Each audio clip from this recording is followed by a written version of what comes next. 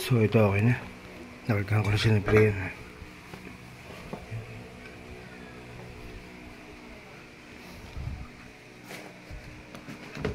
So yan, solid na yung lamig niya.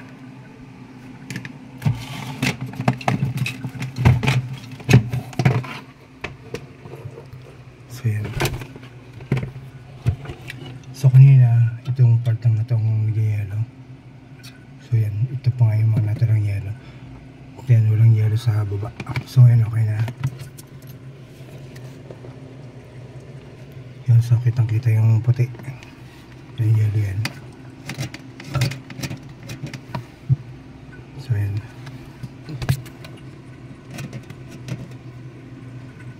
So kanina walang yelo yung part na to.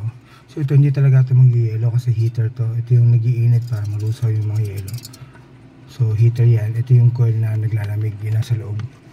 So yan, kitang-kita. You know. So ito hindi talaga mag-yelo to kasi heater coil yan. So ito yung nag-yelo. Tsaka yan sa loob. Yan, tsaka ito. Yan, so okay na. Magiging solid nga ngayon yung lamig niyan. Hihigupin itong blower fan papunta rito para mag-frozen yung mga meat na nandito o yung tubig. So yan o. Yellow siya. So kanina walang yellow yan. Dito lang yellow sa taas. Kaya nga yan, naipon pa yung yellow. Yan, so okay na to. Solid na lamig na to.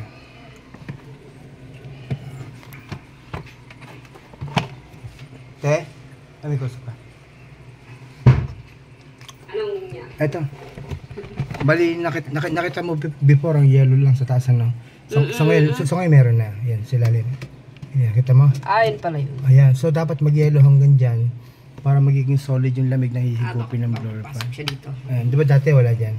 Ay, dati na yung yellow na yan. O, dati na yun. Ngayon. O, kasi dati dito nga. Kaya pala siya nag-yellow lang. So dati siya. dito lang, di ba? Dati wala rito sa baba.